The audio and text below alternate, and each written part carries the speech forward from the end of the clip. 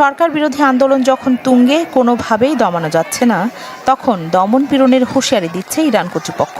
সাম্প্রতিক বছরগুলোর মধ্যে সবচেয়ে বড় বিক্ষোভের মুখোমুখি দেশটি। তেহরানের বিভিন্ন মহল্লা, তাবরিজ, সিরাজ ও কেরমান সহ কয়েকটি শহরে জোরালো হয়েছে বিক্ষোভ।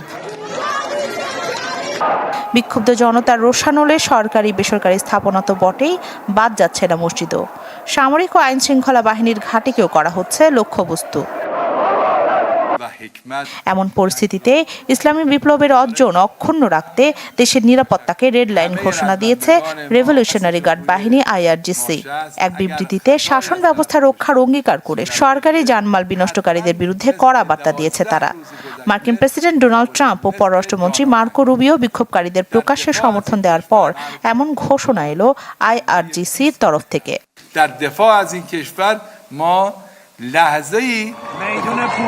আন্দোলনে ইরানে যখন অচল অবস্থা, এমন পরিস্থিতিতে যুক্তরাষ্ট্রে বসে ইরানের নির্বাসিত যুবরাজ শাহ পাহলভি উস্কে দিচ্ছেন সরকার বিরোধী মনোভাব।